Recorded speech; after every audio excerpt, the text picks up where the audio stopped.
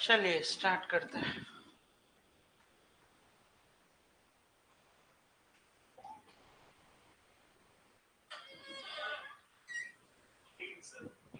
How many types of emergencies have been envisaged under the Indian Constitution? 3. कौन कौन से बताएंगे? राष्ट्रपति शासन, हाँ, वित्तीय और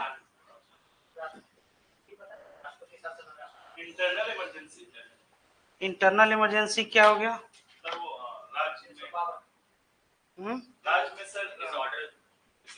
डिसऑर्डर के केस में, जैसे कॉन्स्टिट्यूशनल मशीनरी फेल कर जाए,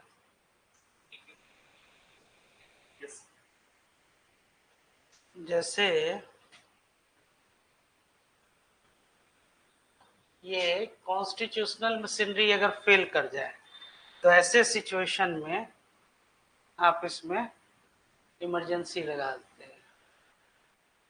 ठीक है, उसमें on the receipt of governor और अदरवाइज, मतलब या तो गवर्नर के रिसीट पर, या अगर रिसीट गवर्नर का नहीं भी रहता है तब भी, अगर मान लीजिए कि टाइम्स ऑफ इंडिया न्यूज़पेपर में पब्लिश हो गया कि कॉन्स्टिट्यूशनल मशीनरी फेल कर रही है और उस पे अगर आपके प्रेसिडेंट ऑफ इंडिया सेटिस्फाई हो गए तो वो क्या करेंगे, इमरजेंसी लगा सकते हैं, but on the advice of council of ministers. अब उसमें है कि इकलौता आर्टिकल है आर्टिकल 352 जहां पे कैबिनेट वर्ड यूज किया गया है, तो काउंसिल ऑफ मिनिस्टर्स के एडवाइस पे वो लोग काम करते हैं, लेकिन वर्ड क्या है, कैबिनेट। कैबिनेट का मतलब कि जो हाईएस्ट डिसीजन मेकिंग अथॉरिटी है।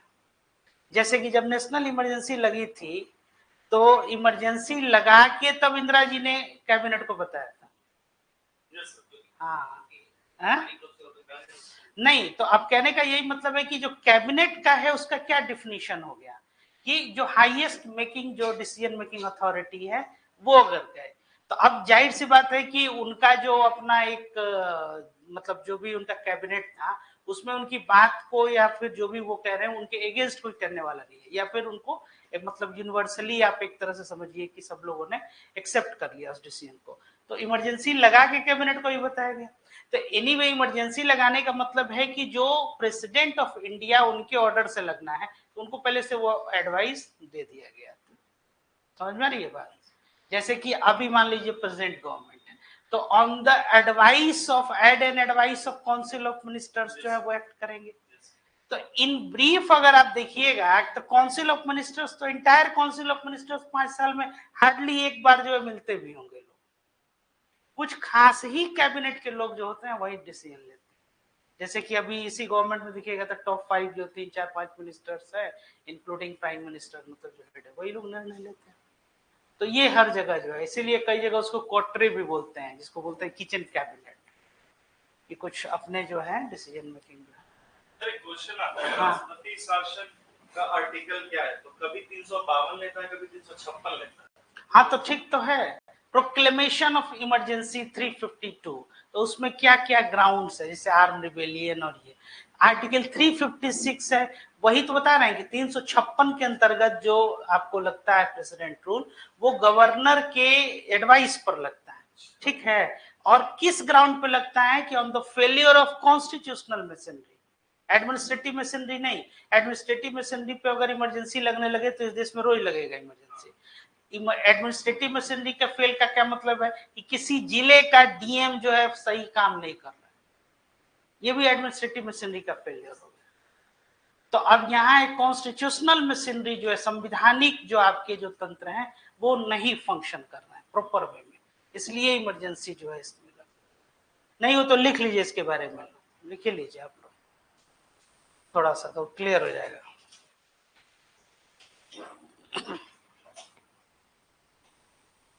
Article 352 proclamation of emergency.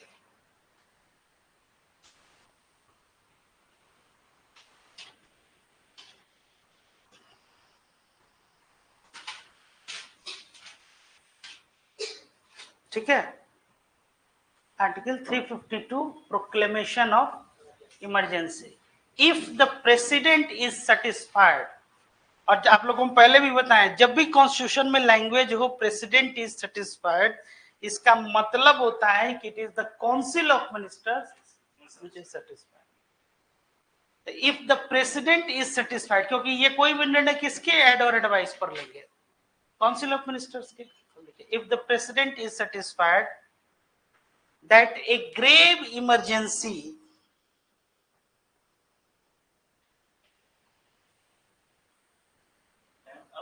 grave emergency, GRAVE, exists, EXISTS, whereby the security of India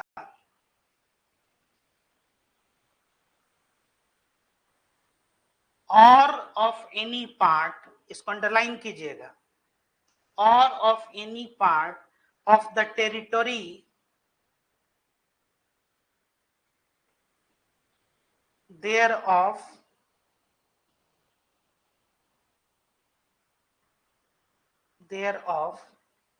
is threatened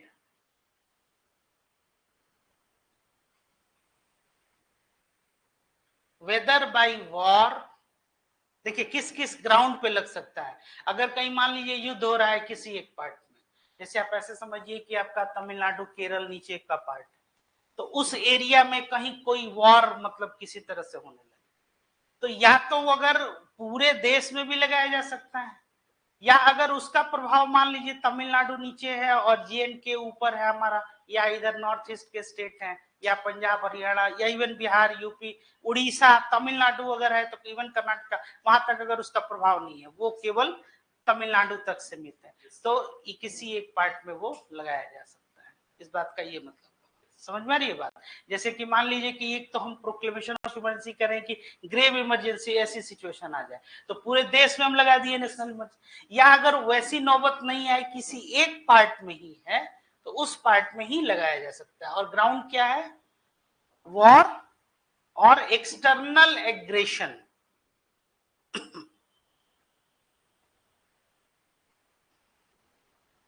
और आर्म्ड रिवेलियन, आर्म्ड रिवेलियन, ठीक है। तो अब इस चीज को समझिए, आर्म्ड रिवेलियन हो गया, या वॉर हो गया, या एक्सटर्नल एग्रेशन, कोई बाहर से कोई ऐसा कोई मान लीजिए कि किसी भी तरह का आक्रमण हो। अब ये जो आर्म्ड रिवेलियन है, इसको जो है ये 44th अमेंडमेंट में इंसर्ट किया गया था, इंटरनल डिस्टर्बेंसेस को हटा के। पहले क्या होता था कि जो इंटरनल डिस्टर्बेंस था, जो इमरजेंसी लगी थी 1975 25 जून को, वो इमरजेंसी इस ग्राउंड पे लगा था कि इंटरनल डिस्टर्बेंस है, आंतरिक कलह है ना। तो अब ये जो होता है ये ग्राउंड अब नहीं बन सकता है, नहीं तो क्या होगा, आए दिन कोई भी मान लीजिए पावर में अगर है, वो ये कहेगा कि आंतरिक कलह कि सिविल वॉर का सिचुएशन है देश में, लगा दो इमरजेंसी, तो इस ग्राउंड पे नहीं लगेगा।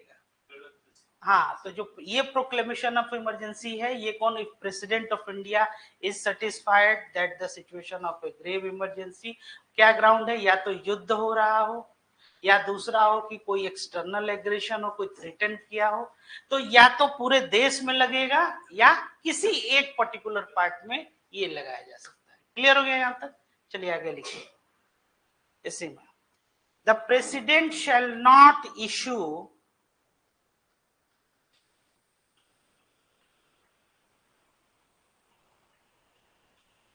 such proclamation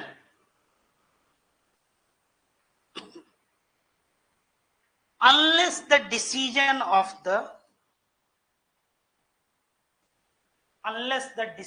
of the union cabinet, इकलौता आर्टिकल पूरे कॉन्स्टिट्यूशन का जहां वर्ड कैबिनेट आया है, ठीक है। और कैबिनेट को कैसे डिफाइन किया गया है, तो ब्रैकेट में लिखिए कैबिनेट, हाँ ब्रैकेट में लिखिए, दैट इज टू से, कैबिनेट को ब्रैकेट में लिखिए, दैट इज टू से the council consisting of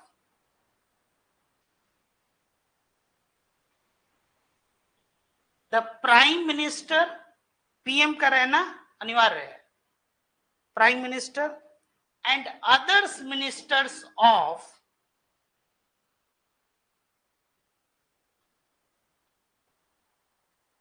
cabinet rank appointed under Article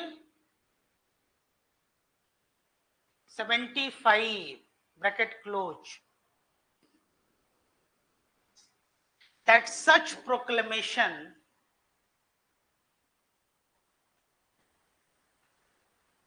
may be issued,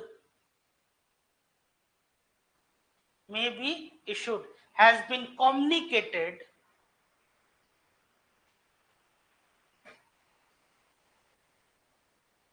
to him in writing, full stop. अब यहाँ पे हिम किसके लिए कहा गया है? कम्युनिकेटेड टू हिम, हिम मतलब कौन, किसके लिए है? हिम जो प्रोनाउन यूज किया गया है किसके लिए है? कैबिनेट के लिए हिम यूज होगा। प्रेसिडेंट, सब्जेक्ट क्या है? If the president is satisfied.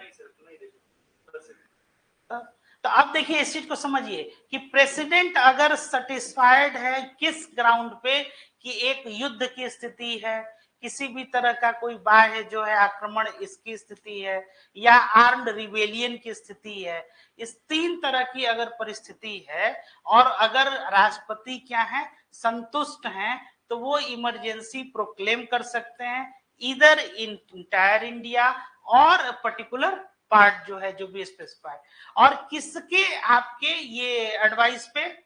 तो प्राइम मिनिस्टर, कैबिनेट की बात हो रही है, और ये कैबिनेट काउंसिल ऑफ मिनिस्टर्स नहीं है, ध्यान दीजिएगा। काउंसिल ऑफ मिनिस्टर्स में क्या होता है? प्राइम मिनिस्टर होंगे, कैबिनेट मिनिस्टर होते हैं, मिनिस्टर ऑफ स्टेट हो गए, इंडिपेंडेंट मिनिस्टर हो गए, डिप्टी मिनिस्टर, सबको काउंसिल ऑफ मिनिस्टर्स करते हैं। यहाँ बोल रहा है पीएम, और कैबिनेट का मतलब कि कैबिनेट रैंक का कोई जो है मिनिस्टर होगा। तो यही हाईएस्ट डिसीजन मेकिंग जो अथॉरिटी होती है वो कैबिनेट होता है। जैसे कि अभी भी अगर पूरे जो गवर्नमेंट जो डिसीजन ले रही है अभी जो मोदी गवर्नमेंट, तो उसमें सारे मिनिस्टर्स थोड़े ही उसमें इन्वॉल्व होते हैं। कौन हो गए? जैसे कि हाँ, प्राइम मिनिस्टर मोदी हो गए, अमित शाह हो गए, राजनाथ सिंह हो गए, नितिन गडकरी हो गए, चार एक पांचवा कौन व्यक्ति है, कोई और एस जयशंकर हो गए, मतलब ये टॉप 5 जो है इस तरह से, तो ये लोग मिलकर डिसीजन आए दिन, जैसे कि कैबिनेट की मीटिंग ने कैबिनेट ने ये अप्रूव कर दिया, तो ये 5 लोग बैठ के निर्णय डाले, क्योंकि हर बात के लिए अगर आप एंटायर काउंसिल ऑफ मिनिस्टर्स को तो अच्छा, इवन अगर मान लीजिए कि बहुत स्ट्रांग अगर कोई लीडर है, जैसे प्राइम मिनिस्टर, ये आपके मोदी जो है, इसके पहले वाला जो आपका कैबिनेट था, या फिर इंदिरा जी का, तो उसमें कई बार ये भी होता है कि आपको जैसे कि कैबिनेट अप्रूव्ड किया, तो अगर स्ट्रांग लीडर है, सब कुछ है, तो वो कैबिनेट का भी नहीं अपना ही मतलब होता है। अगर मान लीजिए कि वो कहे कि यही निर्णय लेना है आपको, इसीलिए ये बताया भी गया कि इमरजेंसी में कैबिनेट डिसीजन मेकिंग, अब कैबिनेट इनके अगेंस्ट में नहीं जा रहा है, और ये क्योंकि कलेक्टिव रिस्पॉन्सिबिलिटी की बात है, कहां पे? लोकसभा में। तो ऐसा नहीं है कि एक मिनिस्टर अगर कोई निर्णय ले लिया तो आप जो है दूसरे मिनिस्टर अब उसके अगेंस्ट जाएंगे, ये क्या है? कलेक्टिव जिम्मेदारी है। यहीं पे होता है लेजिस्लेटिव कंट्रोल ओवर एग्जीक्यूटिव, कि आप कितने भी पावरफुल लीडर हो गए, लेकिन आपका जैसे ही निर्णय ले लिया उसके बाद से house of the people, Lok Sabha से जवाब मांगेगा। तो ये जो आप लोग डेमोक्रेसी में भी आप लोग देखते होंगे कि जो आपका लीडर ऑफ अपोजिशन कितना स्ट्रांग है, या अपोजिशन जो है विपक्ष का, जैसे उस समय में भी काफी लोग होते थे लीडर ऑफ अपोजिशन, बहुत लोग स्ट्रांग थे उसमें, जैसे लोहिया आप सुने होंगे कि राम मनोहर लोहिया जो उस समय पंडित नेहरू के टाइम पे, या फिर बहुत से बाद में अटल बिहारी वाजपेयी है, या ये आपके मोरारजी देसाई भी जो है सो हो रहे हैं। तो अब उसमें है कि अपोजिशन का भी मतलब कि ये सारे लेजिस्लेचर हो गए, तो अब 76 के बाद से इनको भी उसी रैंक का दर्जा दिया जाता है। जो एलओपी होते हैं इनका भी रैंक कैबिनेट मिनिस्टर के ही रैंक का हो गया। तो कैबिनेट मिनिस्टर के रैंक का मतलब हो गया कि जो पीएम भी होते हैं उनको क्या कहा जाता है, he is the first among the equals. Equals मतलब सब समान है, लेकिन he is the first among the equals, सारे इक्वल्स में फर्स्ट है, बस वो पहला है। जैसे कि और कोई दोनों में फर्क नहीं है। जैसे कि क्लास में सारे स्टूडेंट हैं, अब क्लास में किसी एक को आपने क्या बना दिया, मॉनिटर बना दिया, तो वो क्या कर रहा है, वो सबका मॉनिटरिंग कर रहा है, सुपरविजन कर रहा है, बट इट डजंट मीन कि उसकी अथॉरिटी कोई बहुत ज्यादा है, या फिर वो क्या है, इक्वल्स ही है, लेकिन फर्स्ट अमंग द इक्वल्स। इसीलिए प्रधानमंत्री का चुनाव नहीं होता है, चुनाव किसका होता है, मेंबर ऑफ पार्लियामेंट का। यही पार्लियामेंट्री डेमोक्रेसी है। और ये एमपी चुन के जो है अपना लीडर तय करते हैं। ठीक है, चलिए नेक्स्ट। और कैसे ये कम्युनिकेट करना है, इन राइटिंग। ऐसा नहीं कि फोन करके बोल दिए प्राइम मिनिस्टर की भाई ऐसा है कि हम सोच रहे हैं कि इमरजेंसी लगा दो, नहीं, ऐसे केस में नहीं लगेगा आपको। तो ये हो गया आर्टिकल 352। और क्या क्वेश्चन था आपका, आर्टिकल 356 ना, 356 लिखिए, article 356।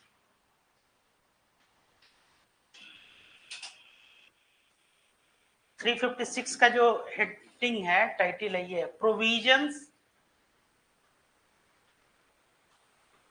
Provisions in case of failure of constitutional machinery in states।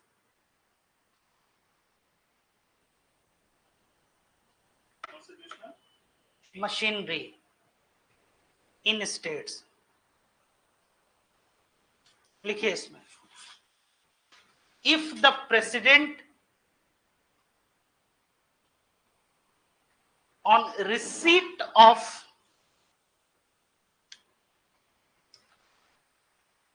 report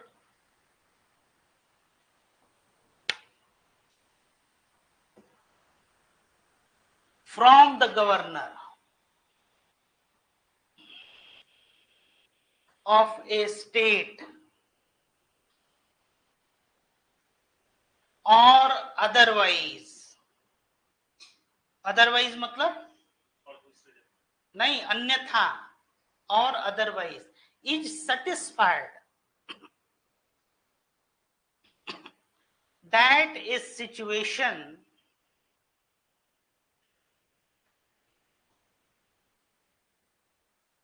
has arisen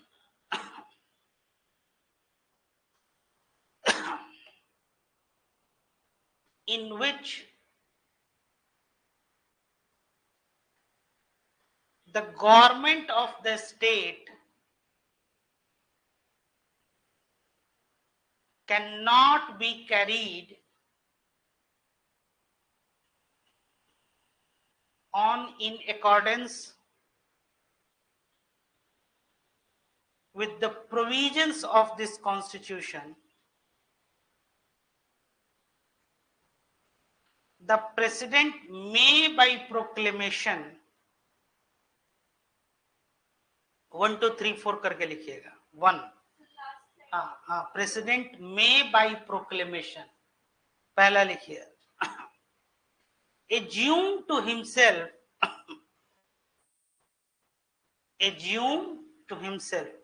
all or any of the functions, all or any of the functions, इसको अंडरलाइन कीजिएगा, of the government of the state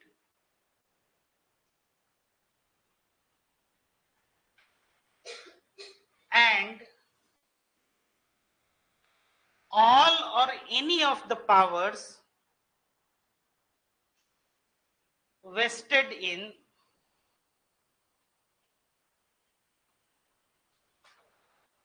or exercisable by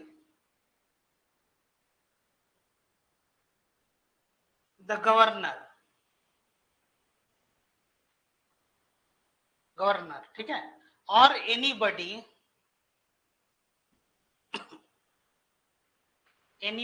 or authority in the state other than the legislature of the state. मतलब कि जो इनमें जो निहित शक्तियां हैं लेजिस्लेचर का, वो सारा पावर कहाँ आ गया? हाँ, फुल स्टॉप। पहले रुकिए, आगे बढ़ने से पहले इसको समझ लीजिए पहले। ये क्या कह रहा है आर्टिकल 356 कि if president is satisfied on the report और रिसिट फ्रॉम अ गवर्नर, अगर राज्यपाल उनको एक रिपोर्ट देते हैं, एक रिसिट आपको देते हैं, या अदरवाइज गवर्नर नहीं भी देते हैं तो भी, जैसे अगर आप भी अगर कोई अगर मैसेज भेज दिए तो इसको ग्राउंड बनाया जा सकता है। न्यूज़पेपर में अगर रिपोर्टिंग आ गई कि भाई कॉन्स्टिट्यूशनल मशीनरी बिहार में फेल कर रही है, या यूपी में फेल कर रही है, झारखंड में फेल कर रही है, और प्रेसिडेंट ऑफ इंडिया सेटिस्फाइड हो गए कि हाँ साहब कॉन्स्टिट्यूशनल मशीनरी वहां फेल कर गई है, तो अब ये क्या कर रहा है कि इसके पहले क्या तरीका है, तो गवर्नर का रिपोर्ट चाहिए, और अदरवाइज यहाँ पे क्या लैंग्वेज है कि इधर on the receipt of the और रिपोर्ट फ्रॉम द गवर्नर, और अन्यथा भी अगर दूसरे भी किसी माध्यम से उनको अगर ये कम्युनिकेशन संवाद हो मिल जाए तो वो क्या कर सकते हैं ऐसे केस में। आगे अगली लाइन क्या आपने लिखा?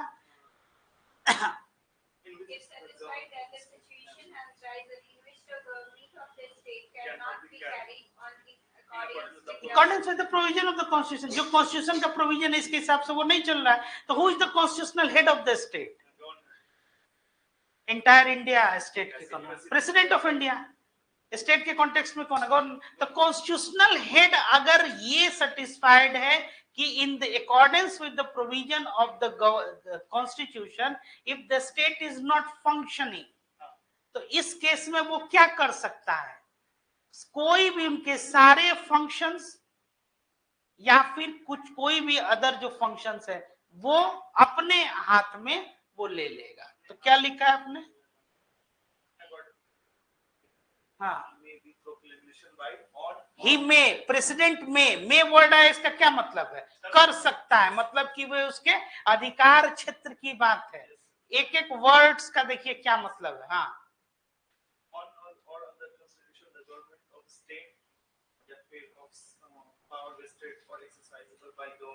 हाँ, अब देखिए अब वो क्या कर रहा है कि जितना पावर है, अथॉरिटी है स्टेट के पास, वो अपने पास ले लेगा। तो इधर एक्सरसाइजेबल वो खुद करे या फिर गवर्नर क्यों? क्योंकि वो executive head of the state है, तो वो राष्ट्रपति शासन में, इसको नहीं बोलते कि ये फ्रीक्वेंट टर्म में भी कि गवर्नर रूल लग गया, तो गवर्नर रूल लग गया मतलब कि क्या है, राष्ट्रपति शासन ही है। तो अब एक्सरसाइजेबल बाय द गवर्नर, अब समझिए, और एनीबडी, लेकिन कौन? विधानसभा नहीं। आगे पढ़िए। अदर देन द लेजिस्लेचर, यहीं से आपका क्वेश्चन बन जाएगा। ऐसा कुछ होता है अगर तो लेजिस्लेचर नहीं करेगा, मतलब कि आपकी विधानसभा भंग हो गई तो आप कानून नहीं बना सकते हैं। कानून बनाना अगर इस बीच में अगर पड़े तो कौन बनाएगा? राष्ट्रपति कानून बनाते हैं, पार्लियामेंट बनाएगा। वो पावर कहाँ गया? J&K में क्या हुआ था जो आर्टिकल 370 के बारे में, उसके पीछे का कॉन्स्टिट्यूशनल प्रोविजन आप लोग जानते हैं क्या हुआ? अच्छा, उसको एक्सप्लेन कर देते हैं अभी हम। पहले 250 क्या नहीं, वो तो बनाता है, वो तो है ही है इमरजेंसी से। हाँ, वो जस्ट नहीं, वो नेशनल इंटरेस्ट की बात कर रहे हैं, वो तो राज्यसभा को उसमें पावर। 252 के बारे में ये बोल रहा है।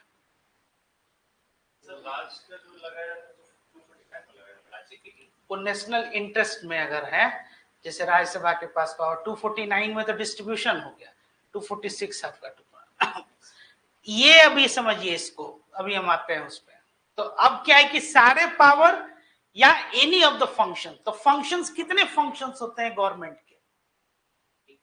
हाँ, एग्जीक्यूटिव, लेजिस्लेटिव और जुडिशियल फंक्शन। तो अब इसमें चूंकि आप क्या इंडिपेंडेंस ऑफ जुडिशरी तो उसका छोड़ दीजिए, और एग्जीक्यूटिव फंक्शंस को हम लोग कैसे डिटरमाइन ये इसको एक्सप्लेन किए थे। एग्जीक्यूटिव फंक्शन है कि लेजिस्लेटिव फंक्शन और जुडिशियल फंक्शन दोनों को अलग कर दीजिए, उसके बाद जो बचा आपका एग्जीक्यूटिव इंप्लीमेंट करना, उसमें डिटर्मिनेशन ऑफ गवर्नमेंट पॉलिसी हो गई, वेलफेयर ऑफ द स्टेट हो गया, फॉरेन पॉलिसी, ये सब आता है। लेकिन स्टेट के केस में फॉरेन पॉलिसी नहीं है, वो तो सेंटर करता है। ठीक है, तो ये सब कुछ जो है एग्जीक्यूटिव फंक्शन है। सारा executive function president of India चाहे तो अपने पास में अपने हाथ में ले लेंगे। तो इधर एक्सरसाइजेबल बाय हिम और गवर्नर। गवर्नर कौन हो गया? ये। और गवर्नर के काम करने का मतलब हो गया कि कौन वहां पे रूल कर रहा है इनडायरेक्टली। और सोचिए, और ये पार्लियामेंट, यूनियन गवर्नमेंट, प्रेसिडेंट कोई निर्णय उनके सलाह के बगैर लेंगे नहीं। इसीलिए गवर्नर का जो पोस्ट है वो बहुत ज्यादा जो है उसकी आलोचना होते रही कि ये जो पोस्ट होता है कि वाई एन अपॉइंटेड गवर्नर, और ये गवर्नर जो है ये एक इलेक्टेड बॉडी जो है चीफ मिनिस्टर पर सुपरसीड कर जाता है। अगर मान लीजिए कॉन्स्टिट्यूशनल मशीनरी और अदरवाइज इसमें वर्ड है, तो यहाँ पे प्रेसिडेंट रूल लगा दिए, और प्रेसिडेंट रूल लगा के गवर्नर अगर एक्सरसाइज कर रहा है, मतलब कि कौन कर रहा है? प्रेसिडेंट। और प्रेसिडेंट मतलब कि काउंसिल ऑफ मिनिस्टर्स के एडवाइस पे। और काउंसिल ऑफ मिनिस्टर्स में भी अगर आप देखिए तो ये कौन सी मिनिस्ट्री के अंतर्गत आएगा? Home ministry. और होम मिनिस्टर कौन है अभी? हाँ, तो वही रूल करेंगे इनडायरेक्टली। समझ गए ये कहानी?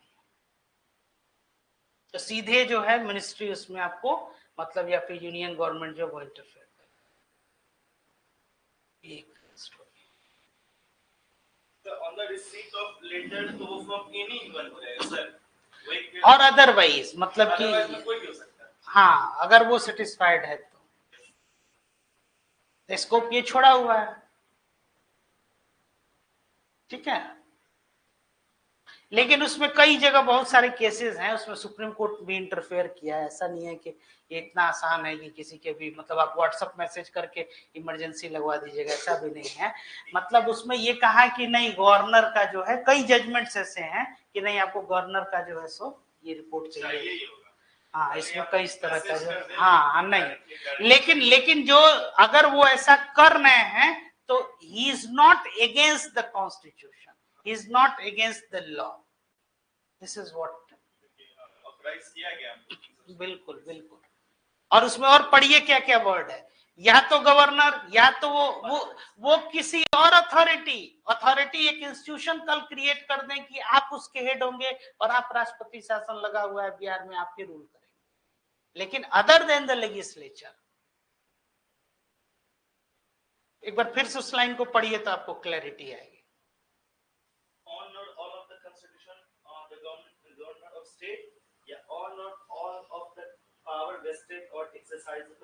By the governor. हाँ, अब पढ़िए। और एनीबडी में कौन आ सकता है? कोई व्यक्ति, कोई संस्था, किसी को आप भी आ सकते हैं उसमें। इसको तो एकदम साइड ही कर दिया गया। हाँ, विधानसभा भंग हो गया तो उसकी शक्ति खत्म हो गई। ठीक है, नेक्स्ट लिखिए। लगाम अपने हाथ में ले सकता है। हाँ वही, इसीलिए तो बोला गया कि भाई यहाँ का जो फेडरेशन वो क्या है कि दिखाने के लिए यहाँ पे आप फेडरल कह रहे हैं, यूनिटरी ही पावर है, सब कुछ तो आप यूनियन गवर्नमेंट के ही पास में। इसलिए unique blend of rigidity and flexibility Indian constitution में पाएगा। ठीक है, चलिए next. declare that the powers of the legislature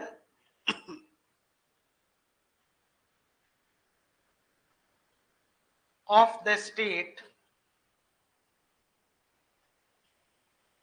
shall be exercisable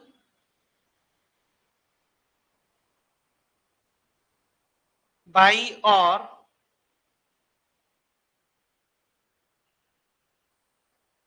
authority by or under the authority of parliament।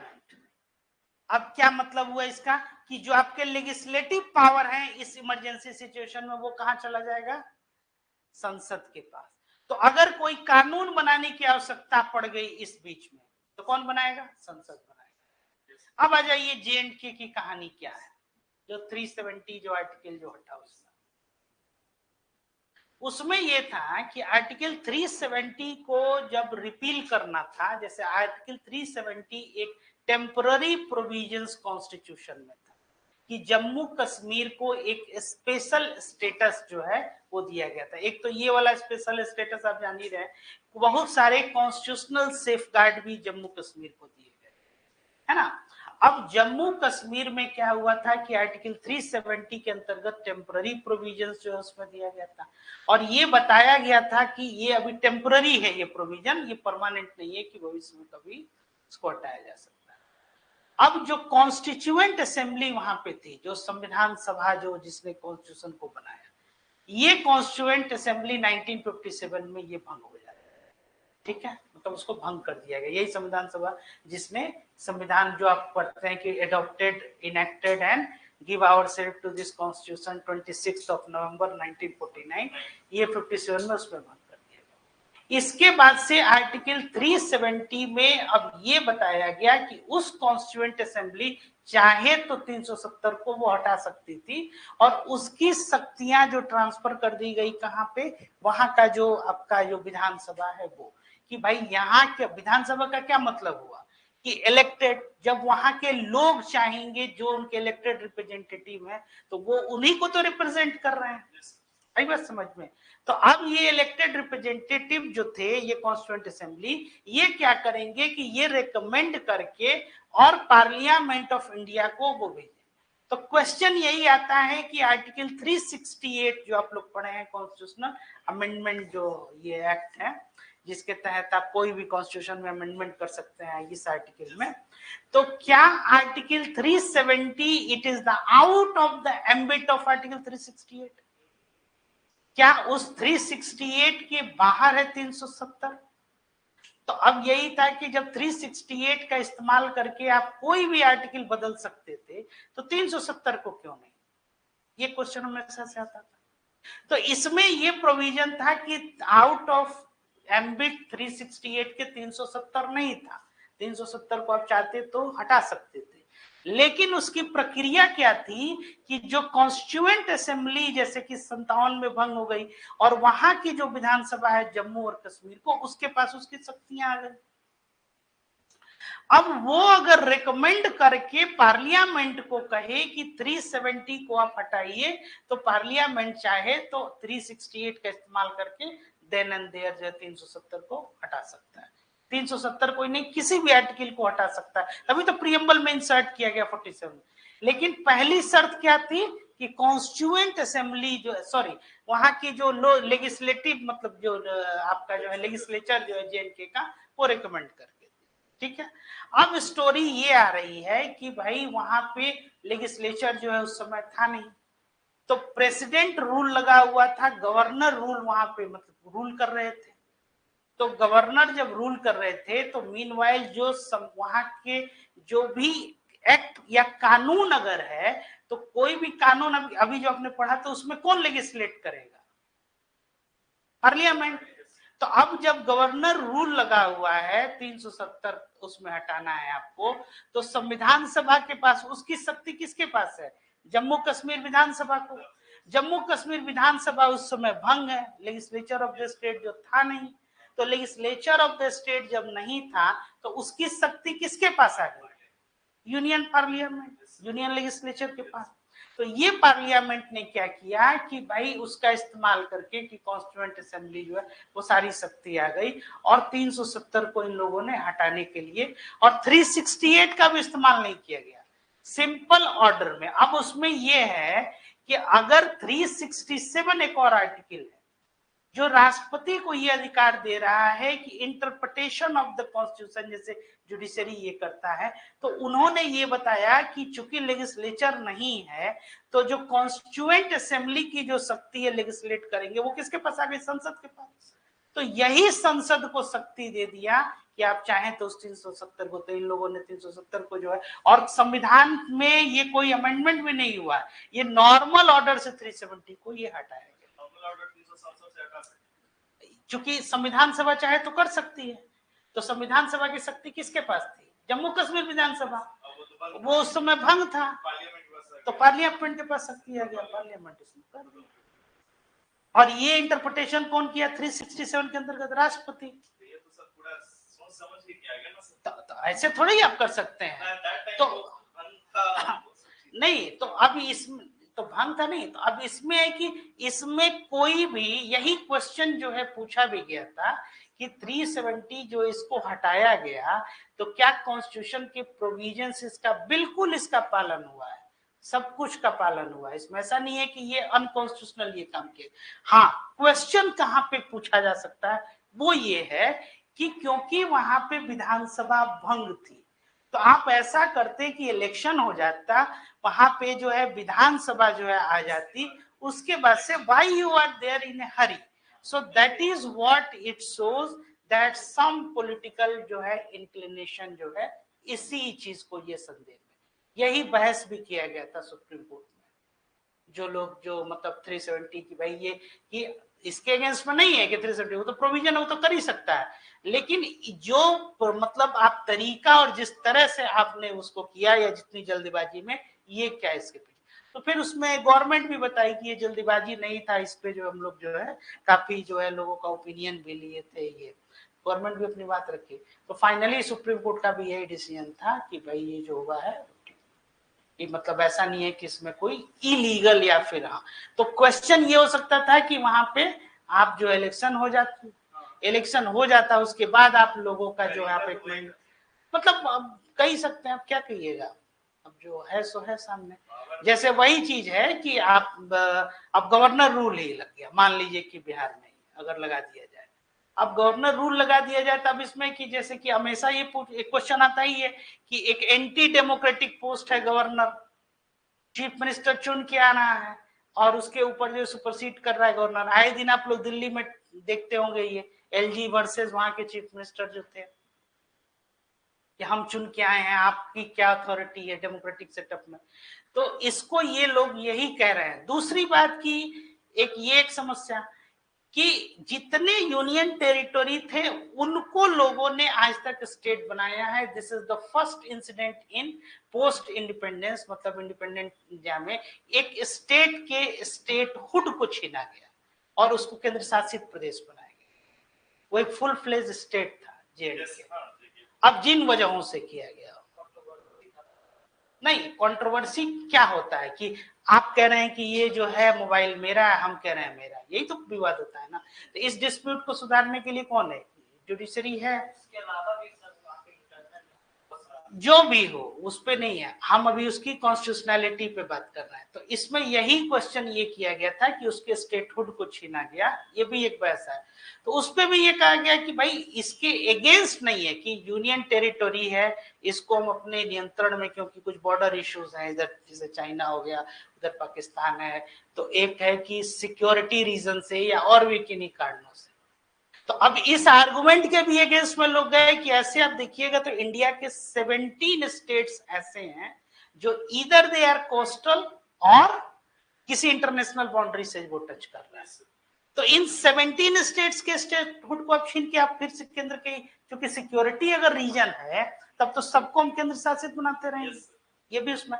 तो इसमें और भी बहुत सारा उसमें ये आर्गुमेंट्स जो है प्रोस एंड कॉन्स जो दिया गया, मतलब ये इतना कॉम्प्लिकेटेड भी नहीं है। उसमें सिंपल ये था कि टेम्पररी प्रोविजंस को हटाना था, यूनियन टेरिटोरी में ये किया गया था। अब उसको रिपील ये करना था 370 को, तो 370 को हटाने के लिए 368 का भी इस्तेमाल नहीं किया गया। क्वेश्चन अगर आप लोग के एग्जाम में अगर पूछा जाए तो इस चीज को ध्यान में रखिएगा। ये एक बार हम संभवतः लिखवाए भी आप लोग को जेएंडके के बारे में, बट एनीवे हम अभी नहीं होता है तो उसको ही बता ही देते हैं। तो क्या लिखा आप लोगों ने? shall be exercisable by the authority or under the authority by. हाँ, तो ये हो गया आपका, ये दो। अब अंतर समझ गए कि 356 जो होता है कॉन्स्टिट्यूशनल मशीनरी के फेल्योर पे होता है, और वो जो होता है आपका नहीं 352 के बारे में बोलना है। या तो युद्ध हो, एक्सटर्नल एग्रेशन हो, आर्म्ड रिबेलियन हो, इंटरनल डिस्टर्बेंसेस को हटा दिया गया। अब लिखिए आर्टिकल 360 फिनेंशियल इमरजेंसी। वो तो सर इजी है। हाँ तो इजी है तो थोड़ा पढ़ लीजिए उसको। और इमरजेंसी के जब भी लगे तो आपका फंडामेंटल राइट जो होता है 19 जो है वो, सिवाय 20 और 21 के। ठीक है, provisions of financial emergency. Again, if the president is satisfied that a situation has arisen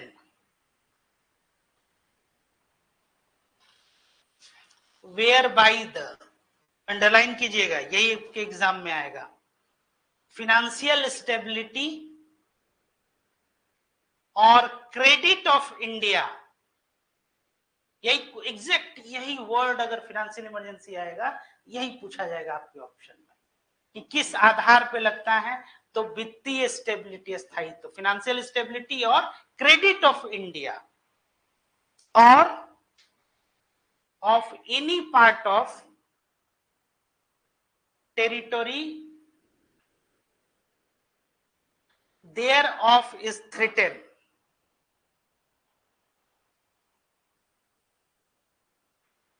he may by a, he मतलब कौन?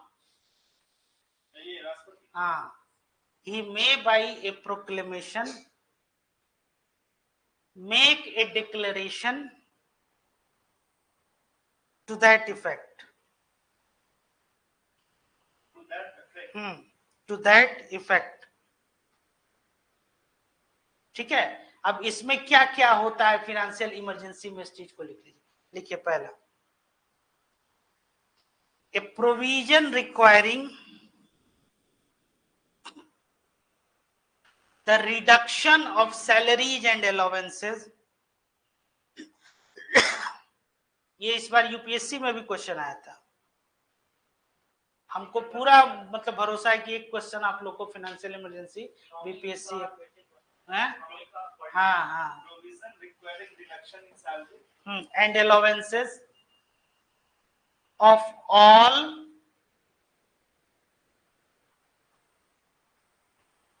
or any class of person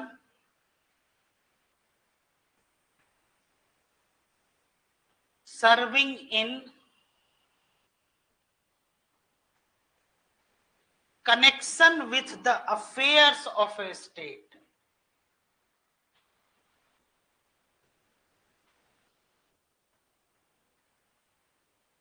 तो किसका डिडक्शन हो रहा है?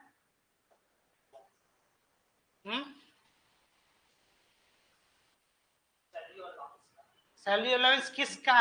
Class of person. पढ़िए तो किसका? Connection with the affair of state, state के अफेयर में जो अपना योगदान दे उनका। हाँ तक कौन योगदान दे रहा है सोचिए थोड़ा सा। कैबिनेट। कैबिनेट ही क्यों? आपके डीएम साहब, हाँ आपके जितने ये अधिकारी सिविल सर्वेंट सब लोग है ना। Government and central government employ ना। पढ़िए उसको फिर से एक बार। Provision requiring reduction in salary and allowances of all. हाँ, ऑल और एनी क्लास ऑफ पर्सन। और any class of person, any class मतलब कि group C, group B, group D, group A, सब। हाँ ठीक है, चलिए नेक्स्ट। गवर्नमेंट एम्प्लॉय फिर से पढ़िए एक बार शब्द। Group A B C D तो सब आ गया ना सर। नहीं एक बार फिर से पढ़िए उसको। आप पढ़िए पीछे। हाँ, salary and provision require the reduction of the salary, reduction of the salaries and allowances all माने सबका अथवा और एनी क्लास ऑफ पर्सन, व्यक्ति की बात हो रही है, पर्सन, पर्सन में सब आ जाए। सर्विंग सेवा दे रहे हैं इन कनेक्शन ऑफ स्टेट, मतलब कि स्टेट के अफेयर्स में कोई भी सेवा दे रहे हैं तो सब हो गया ना। वही तो बोल रहे हैं। तो या तो किसी एक व्यक्ति का या फिर सारे लोगों का वो हटाया जा सकता है, सैलरी भी और अलाउंसेस भी। डीएटीए कुछ नहीं मिलेगा, सैलरी भी, जब तनख्वाह ही नहीं मिलेगी तो। अगर कब, किस सिचुएशन में?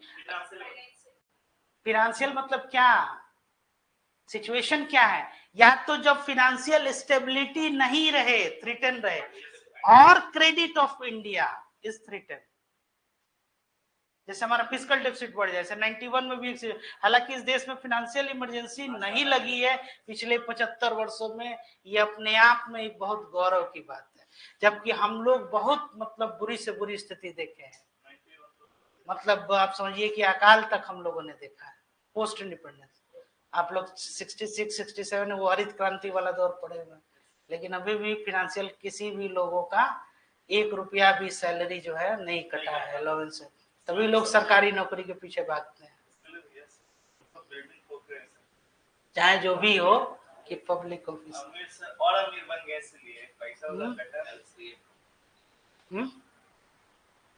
तो ये है कि मैंने एक सिक्योरिटी जो है उसको लोग, हाँ कि मतलब हमारा इतना है कि 30 तारीख, हाँ 30 तारीख को तनख्वाह आ जा रही है आपकी, तो आप उस हिसाब से एक बजट जो है प्लान करना है। वो ये नहीं कह रहा है कि आप रिचेस्ट आदमी बन जाइएगा, उसके लिए एक अलग स्किल, हुनर और वो काफी मेहनत की बात है, लेकिन वो ये जरूर कह रहा है कि आप जो है एक जेनरेशन को और एक अच्छा लाइफ लीड कर ले जाइए। ठीक है, तो ये देखिए नेक्स्ट, उसमें लिखिए अगला, अगला लिखिए, a provisions requiring all money bills or other bills to which the provisions of Article 207 apply to be reserved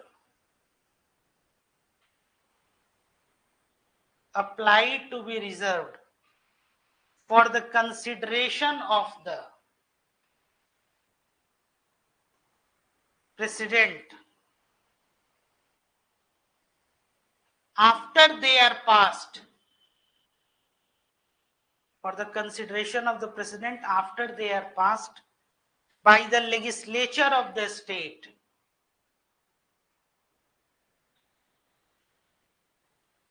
ठीक है, नेक्स्ट पैराग्राफ चेंज करके बी करके लिखिए, वो ए था अब बी, अब it shall be competent for the president during the period any proclamation issued under, any proclamation issued under this article is in operation to issue directions, issue क्या कर सकते हैं, डायरेक्शन की, किस चीज के लिए, for reduction of salaries and allowances for all, इस पूरा अंडरलाइन कीजिएगा, फॉर ऑल और any class of persons serving in connections with the affairs of the union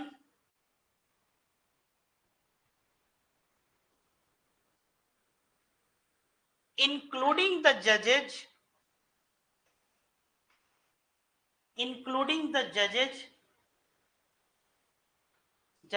of the Supreme Court and High Court, and High Courts लिखिएगा, and high courts. क्या मतलब हुआ, पहला वाला जो आपने स्टेटमेंट लिखा कि फाइनेंशियल इमरजेंसी के सिचुएशन में प्रेसिडेंट ऑफ इंडिया ऑल और any class of persons in connections with the affairs of the state जो सर्व कर रहा है, उसका क्या कर सकते हैं, सैलरी अलाउंसेस इसको हटा सकते हैं। दूसरा जो आपने केस पढ़ा उसमें क्या है कि जो यूनियन गवर्नमेंट है उसमें भी इंक्लूडिंग जजेज, यहीं से क्वेश्चन आपका बनेगा कि फाइनेंशियल इमरजेंसी में सबका जो है सैलरी कट हो जाता है, बट नॉट सुप्रीम कोर्ट जजेस। फंस गए आप, उनका भी कट जाता है, Yes, sir, including the judges. Including the जजेस। Supreme Court. और इनका सैलरी अलाउंसेस ये चेंज नहीं होता है एक बार बनने के बाद, क्योंकि इंडिपेंडेंस ऑफ जुडिशरी एक बेसिक स्ट्रक्चर है। यहाँ बेसिक स्ट्रक्चर का वायलेशन नहीं हो रहा है। फाइनेंशियल इमरजेंसी लगा तो इनकी सैलरी आप हटा रहे हैं। देखिए कितना each and every words of the constitution has its own energy and vibration, कितना महत्वपूर्ण है। ये पूरा आपका इमरजेंसी प्रोविजन जो है ये समाप्त हो गया। बाकी इसमें दो चीज और है, 359 के अंतर्गत आर्टिकल 19 जो है वो आपका छीन लिया है। वो हो ही गया कि आर्टिकल 19 हो तो उसमें भी बताई थे फंडामेंटल राइट में, तो कोई बहुत बड़ा चीज नहीं है। मेन ये तीनों में डिफरेंस जो है ये समझना था। J&K वाला भी बता दें आप लोग को, 2019 वो ऑर्डर कर गए, चूंकि रिसेंट है कहीं पूछ सकता है इसलिए, तो लिख लीजिए उसको भी, J&K के बारे में। सबसे पहले वो J&K वाला जो है जम्मू एंड कश्मीर, वो ये कहता है कि वो एक ऑर्डर के तहत जो है लिया गया मतलब उसका नाम ये है the Jammu and Kashmir reorganisation act 2019।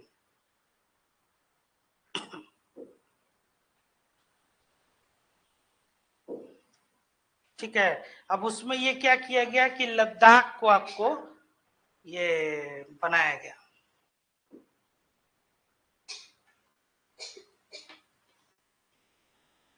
लिखिए, द ऑर्डर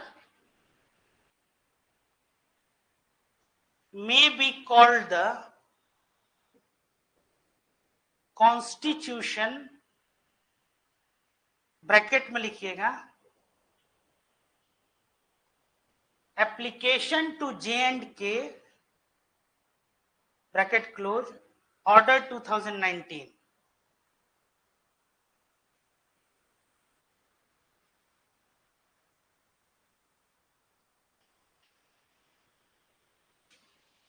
ठीक है,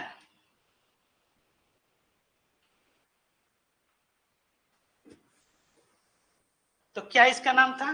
the constitution application to J&K order 2019, यही इसका नाम था। ठीक है, अब इसमें क्या हुआ था वो थोड़ा सा इसका प्रोविजंस कुछ लिख लीजिए। देखिए, it shall come into force at once and shall thereupon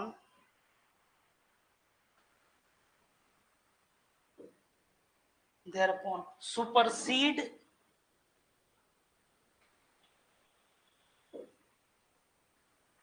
the constitution,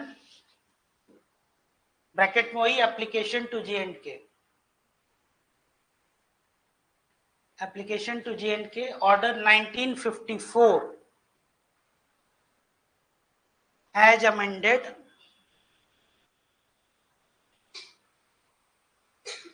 from time to time।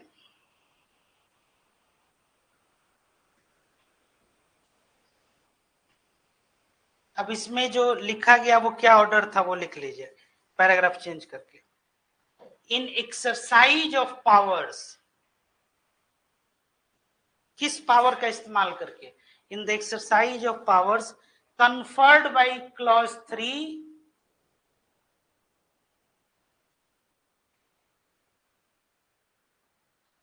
of article 370, read with clause 1 of article 370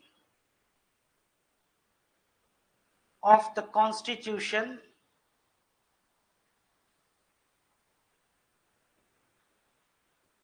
of India,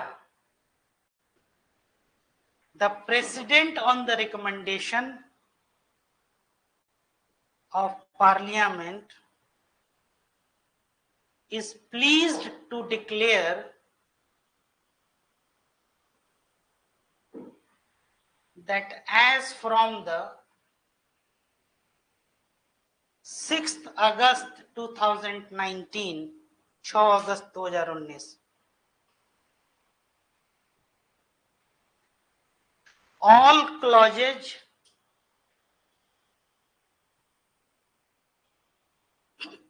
of the said Article 370 shall cease to be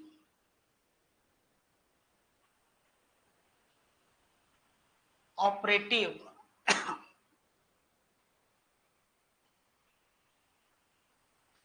except the following.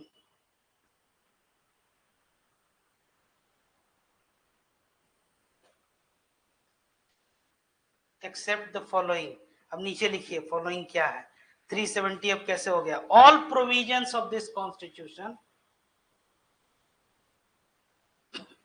as amended from time to time without any modification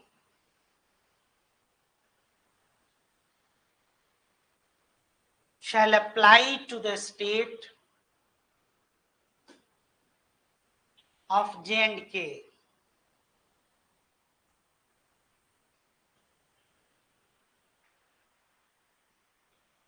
ठीक है. Despite anything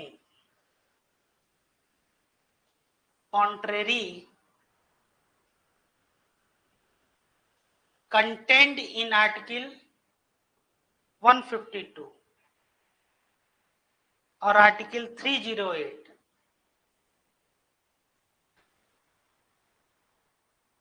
or any other article of this Constitution or any other provisions of J&K or any law, document, judgment, ordinance,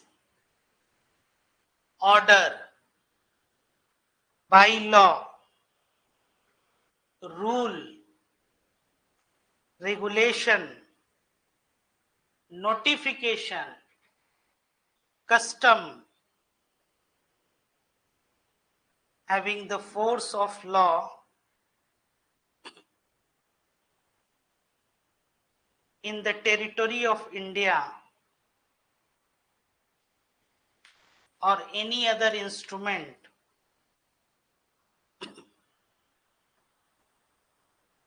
treaty or agreement envisaged under Article 363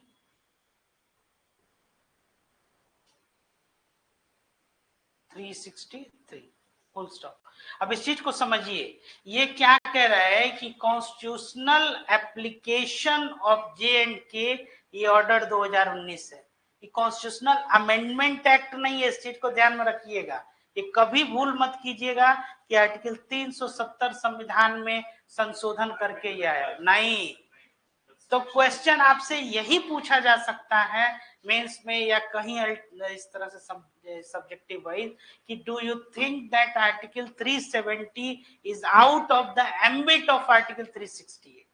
जो 368 ये बताता है कि क्या इसके बाहर है क्या नहीं. इसका प्रक्रिया क्या है इसकी. जैसे कि वही बात है कि रिमूवल और इम्पीचमेंट में क्या डिफरेंस है. रिमूवल जजेस का होता है. तो removal is an executive process. दोनों हाउस पास करेगा और प्रेसिडेंट साइन करेंगे. लेकिन राष्ट्रपति के केस में क्या होता है. इम्पीचमेंट एक लेजिस्लेटिव प्रोसेस है. लेजिस्लेटिव प्रोसेस क्या. जैसे ही हाउस पास किया राष्ट्रपति अपना पोस्ट छोड़ दिया. समझ में आ रही है. तो यहाँ वही कहा जा रहा है कि वो उसके खिलाफ नहीं. लेकिन उसकी प्रक्रिया कहां से शुरू होती. तो कॉन्स्टिट्यूएंट असेंबली का पावर किसके पास था. J&K विधानसभा के पास. वो जब भेजती संसद को तब ये करता. तो उस समय राष्ट्रपति शासन है. तो जाहिर सी बात है कि उस विधानसभा की शक्ति कहाँ आ जाती है. अभी आप पढ़ रहे कि इमरजेंसी में भी तो इसके पास आ गया. तो पार्लियामेंट ने क्या किया ये. और जो पार्लियामेंट है वो it behaves like constituent assembly. ये आर्टिकल 367 के अंतर्गत राष्ट्रपति पावर दिए. तो अब संविधान सभा कौन हो गया. ये संसद उसको. और ये संसद को 368 भी लाने की जरूरत नहीं थी. ऐसे ही ऑर्डर से समझे? तो अब जो बहस हुआ, अब क्योंकि ये बन गया है, सुप्रीम कोर्ट भी इसके फेवर में ये दे दिया कि भाई लीगैलिटी कॉन्स्टिट्यूशनलिटी को ध्यान में रखा गया। हाँ, कुछ एस्पेक्ट पे जरूर क्वेश्चन पूछा गया, जैसे कि एक ये कि स्टेटहुड, तो उस पे भी लोगों ने आर्गुमेंट दिया गवर्नमेंट ने कि भाई बॉर्डर इश्यूज है, थोड़ा सा और भी चाइना वाला जो अपना, या फिर और भी बहुत सा, ये हम लोग को अपने नियंत्रण में रखना ही होगा। वो अलग है, उस पे बहस ही नहीं करना है। इश्यूज तो तमाम तरह के थे, और आपको जो फैक्ट्स है वो, अगर जैसे कि नहीं कहते कि आवाम से आप पूछ के, या लोग, आप जब किसी चीज को ऑब्जर्व कर रहे हैं, जैसे स्टैटिस्टिक्स और डेटा में, और जब आप मास से जाके जब आप पूछिएगा, तो आप दोनों में एकदम बिल्कुल दोनों में कोई सिमिलैरिटीज नहीं मिलेगी, क्योंकि विश्लेषण आप किस पे करते हैं, जो आपको तथ्य मिला उसी फैक्ट्स के आधार पे तो हम इन्फर करेंगे ना। जैसे आपको बताया भी थे कि जजेस जो जजमेंट सुनाते हैं वो किस आधार पे, तथ्य पे। अब आपको जो फैक्ट मिल रहा है वो सही मिल रहा है कि नहीं, तो अब जब आप वहां पे जाइएगा, जैसे कि लोग से पूछ रहे हैं कि क्या ये किस तरह का जो इश्यूज है, तो आपको पता चला कि भाई ये तो इशू ही नहीं है, हम यहाँ शिक्षा नीति बदल दिए, लड़का तो कुछ और पढ़ रहा है, उसका तो क्वेश्चन कुछ और है, उसका डिमांड कुछ और है, हम पढ़ा कुछ और रहे हैं। समझ में आ रही है बात? यहाँ भी वही केसेस था, तो इसीलिए कॉन्स्टिट्यूशनैलिटी पे ही जो है सुप्रीम कोर्ट अपने को कन्फाइंड किया। समझ में आ रही है बात? कि भाई उसके पीछे कहीं कोई गैर संवैधानिक कॉन्स्टिट्यूशनल वो तो गलत नहीं किया लोग, नहीं वो नहीं किया, यही चैलेंज किया गया था। ये जो मतलब ऑर्डर जो ये लोग पास किए हैं 370 को जो रिपील करने का, ये जो अनकॉन्स्टिट्यूशनल है, इस पे जजमेंट किया गया नहीं, अनकॉन्स्टिट्यूशनल नहीं है, प्रोविजंस फॉलो हुए हैं, बिल्कुल सही तरीका से हुआ है। लेकिन जो क्वेश्चन ये था कि वाई मतलब इन हरी, तो वो ये बताया गया कि ये हरी नहीं है, ये इस पे काफी जो है चल रहा था। हाँ, ये हो रहा था, कई लोगों से जो है वहां पे राय मशवरा भी लिया गया था, प्रेजेंट किया लोग। कौन? ये केम नाम भी आ, ठीक है, ये क्लियर हो गया इमरजेंसी, ये चैप्टर भी आप लोग का पूरा हो गया, इमरजेंसी प्रोविजंस जो है। हालांकि इसको बताए हुए थे, इसको भी हमको लग रहा है बताए हुए क्वेश्चन, बट एनीवे एक बार फिर से कर लीजिए। हाँ, क्या होगा इसका? 62। हाँ, next, according to article which article national emergency में be declared by the president of India, बताइए, अभी बताया 4 का। हाँ, 352 नहीं है, 5, 5वां, come on fast, if president of India may declare national threat of, 1 और 3 है, थ्रीट ऑफ एक्सटर्नल एग्रेशन और आर्म्ड रिवॉल्यूशन, कहाँ ये 3 तो ऑप्शन ही नहीं है। हाँ, ये वाला, ये कॉम्युनल क्लैशेज और इंटरनल डिस्टर्बेंसेस नहीं होगा। Which one of the following is not a basis of declare, जब तो धड़ाधड़ बन जाएगा। हाँ, नहीं होगा, ये बताइए।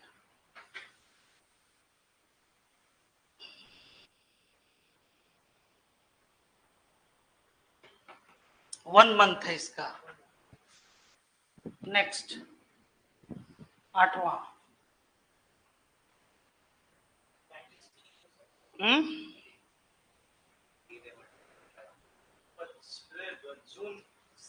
हाँ, 25 जून 75, 9,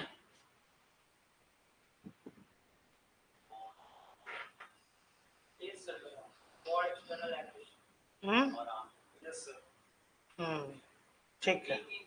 नेक्स्ट 10 बनाइए, 10वां बी लिखे हैं अभी आप आर्टिकल 3 वॉर, एक्सटर्नल एग्रेशन और आर्म्ड रिबेलियन, ठीक तो है।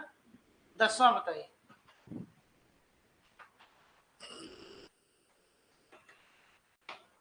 It automatically comes to the end of the expiry of 1 month from this unless it is approved by Lok Sabha for the expiry. नहीं, wrong है ये। हाँ, दूसरा, the president is empowered to proclaim emergency only if council of ministers, cabinet, not council, दोनों गलत है। यहाँ cabinet होगा, अभी वही समझाए हैं।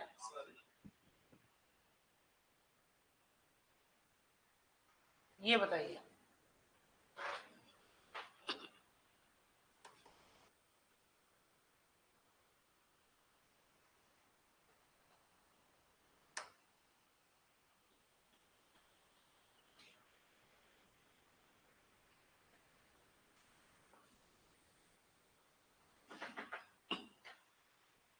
अभी तक निकल जाना चाहिए, एक ही को चेक करना है। Which one of the following extraordinary powers of Indian Constitution provides to the center to deal with an emergency arising out war, external aggression or armed rebellion? चौथा नहीं होगा। Center can order the reduction of salaries of state employees including the judges of high court. 4 number नहीं होगा। क्यों नहीं होगा? क्योंकि होगा तो सबका होगा ना। हाँ, ये नेशनल इमरजेंसी की बात हो रही है। फाइनेंशियल इमरजेंसी 360 में होता है, तो चौथा को हटाइए आंसर। समझ में है? ये दोनों को मिक्स कर दिया गया है। ये फाइनेंशियल इमरजेंसी के सिचुएशन में ना होता है 360 में, ये 352 के बारे में बात कर रहा है। सेंटर को कोई उस समय पावर नहीं है। 12 नंबर बताइए। तो बड़ा भारी क्वेश्चन लग रहा है।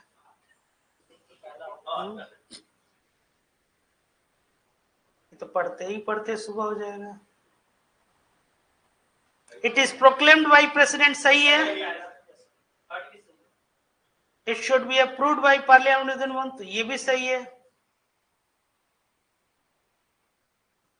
पांचवा भी सही है, छठा भी सही है। 1, 3, 5, 6 C option is the right answer. ठीक है, ज्वाइंट सेशन में नहीं होता है। चलिए ये बताइए। 13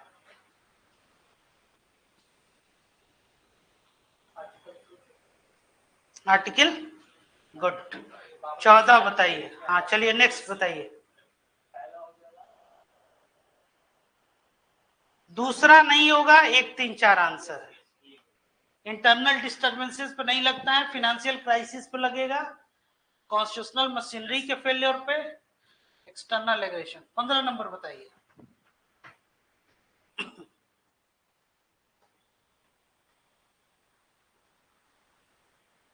right to protection in respect of conviction of offences can not be suspended, एकदम सही बात है। राइट टू प्रोटेक्शन मतलब आर्टिकल 20 और 21 के बारे में बात कर रहा है। 3 और 4 आंसर है, गुड। नेक्स्ट बनाइए।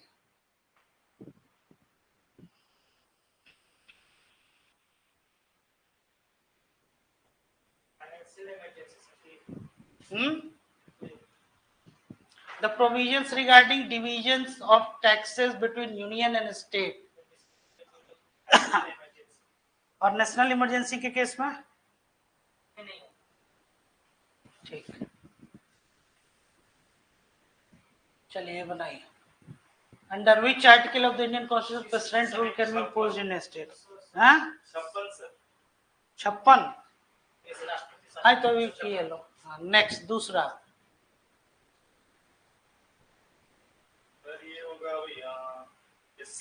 सी डिक्लेरेशन ऑफ प्रेसिडेंट। तीसरा बताइए। फर्स्ट टाइम कहाँ हुआ था? पेप्सू बताइए। ये चौथा बताइए।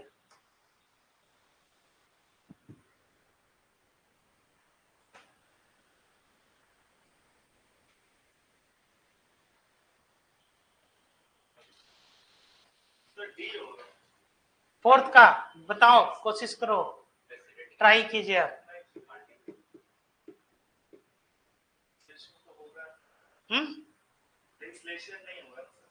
कौन legislation? Then the power of the legislature of the state shall be exercisable by or under the authority of the parliament. Yes, सही है। जब इमरजेंसी लगेगा तो अब वही तो 370 भी समझा रहे हैं आपको। वो कहाँ जाएगा? वो संसद के पास आ जाएगा। ये बताइए।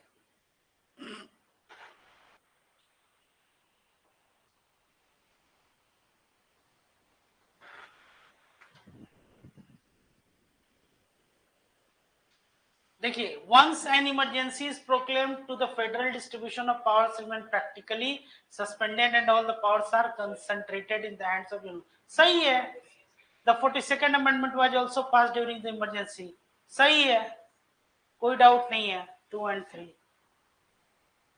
सर इमरजेंसी सिर्फ 75 में लगा था ना सर? नहीं, उसके पहले ये आपका नेशनल इमरजेंसी था वो, एक चाइना वॉर में 3 बार लग चुका है। ये सर 75 में आता है, ये तो 76 में आ सकता है। तो 75 से 76 में कितना साल का डिफरेंस हुआ? यहाँ एक दिन में डिफरेंस हो रहा है। तो मतलब वही तो कह रहे हैं, जब गवर्नमेंट बनी मोरारजी देसाई की तब तक जो। चलिए नेक्स्ट 6।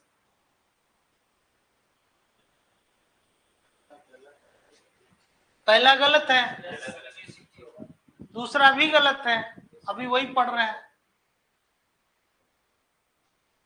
ये बताइए।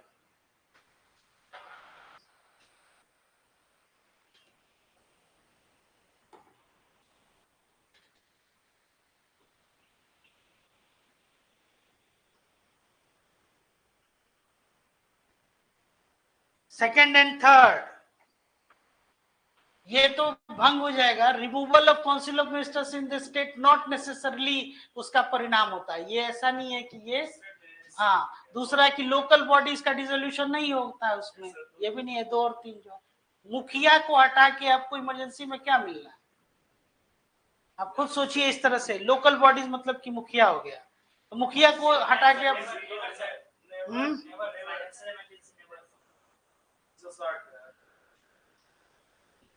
फाइनेंशियल इमरजेंसी कभी नहीं लगी है। दूसरा बताइए। गुड। तीसरा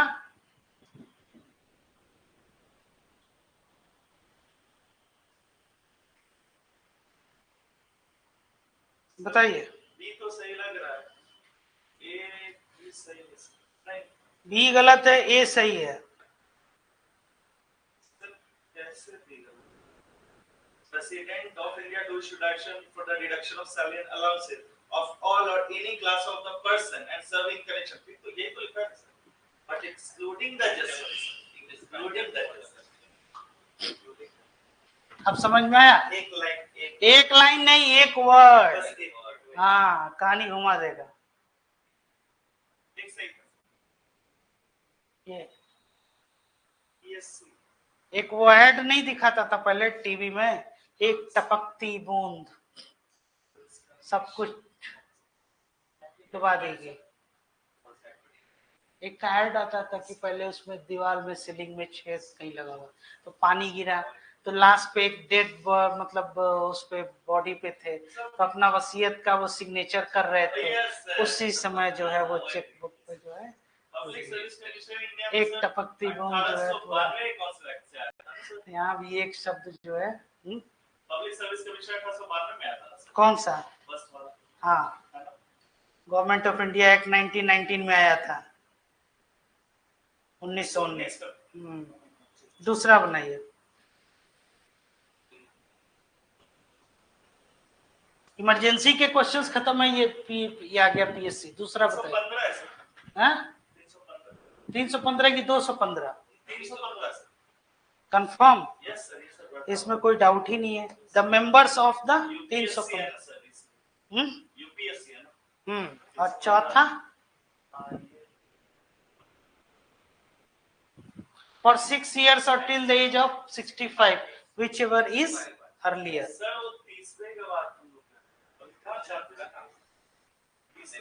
क्या? the members of the elected by the people, elected by the parliament, आयोग के सदस्य हैं।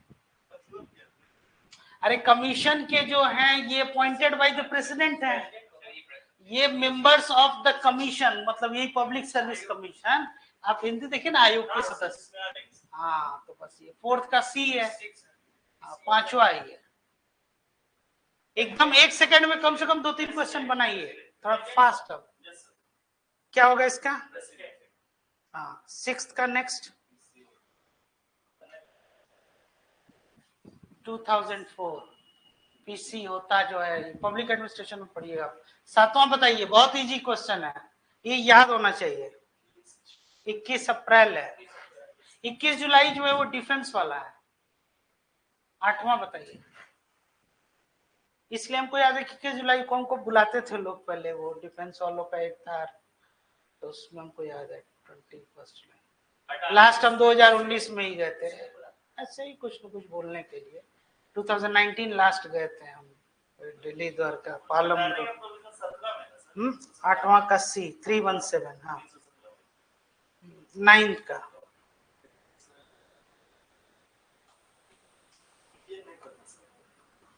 310। हाँ डॉक्ट्राइन एप्लीकेशन 10वां बताइए। आनंद किससे था? हाँ वो तो उसका 10वां बताइए।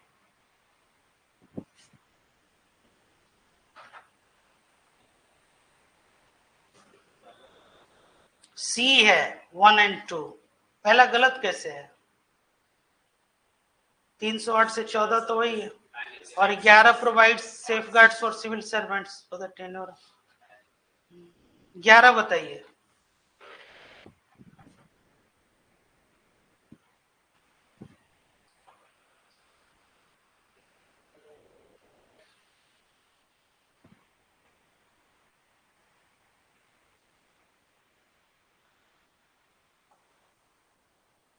तीसरा गलत है,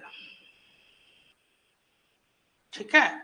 उनको फर्दर जो है कोई काम जो है करने के लिए नहीं दिया जाता है। तो 1, 2 एंड 4 12 बनाइए।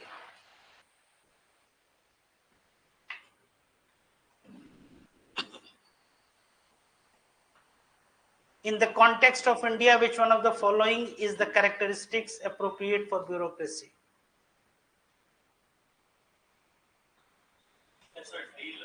An agency for implementation of public policy. लग क्या रहा है? यही है, अब लोक नीति ही तो बनाते हैं। 13वां बताइए।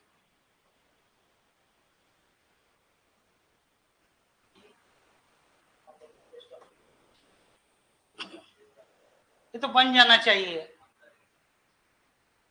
On the request of governor with approval of president.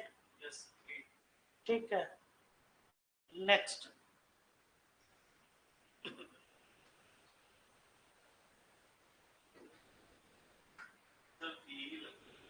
Parliament 15।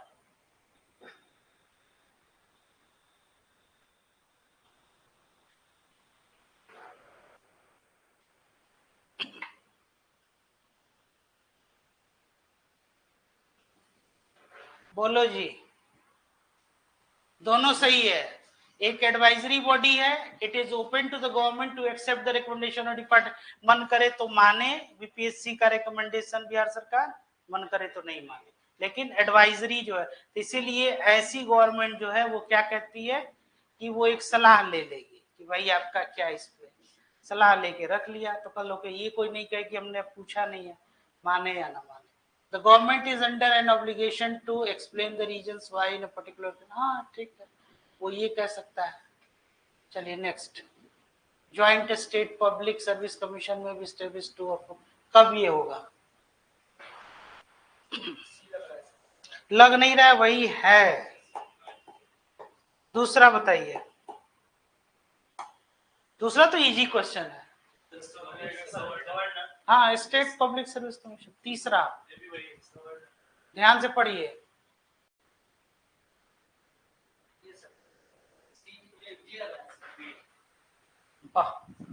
Governor ही सही बोले थे, केवल ध्यान से पढ़िए तो आंसर बदल गया ना। तो हम कहाँ कुछ कहे, हम बोले ध्यान से पढ़िए तो बोले ध्यान से हम पढ़ लिए, ये आंसर होना था। हाँ हम तो बोले ध्यान से पढ़िए, आप सही आंसर बताए थे पहले राज्यपाल, क्योंकि हम ही नहीं पढ़े थे क्वेश्चन क्या था, तो हम अपने लिए बोले ध्यान से पढ़िए, तो नहीं होने चाहिए। नेक्स्ट।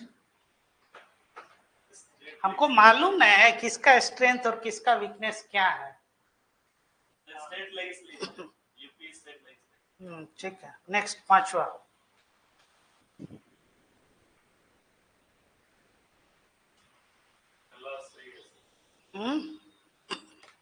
हाँ ओनली 1। Next 6th।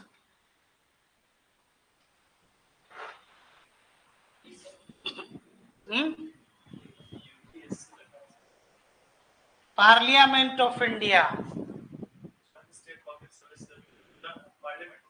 वही बनाएगा पहले कानून बना के। किसका? Member of state public submission can be removed by president after the inquiry of the Supreme Court.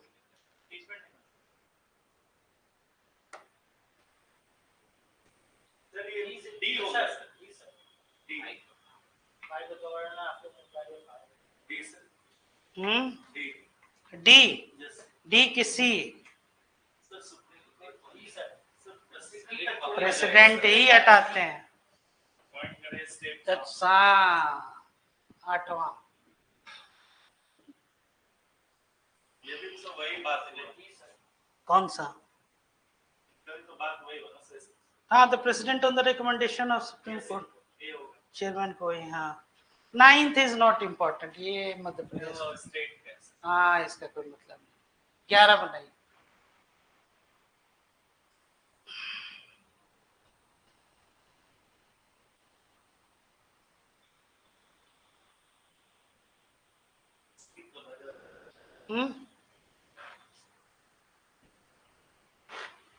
सी नहीं, डी। यही हो गया। ठीक है, ठीक है। और इसको डिटेल में पढ़िए लोग, इससे और क्वेश्चन, इससे क्वेश्चंस रहते हैं। इसी नोट पे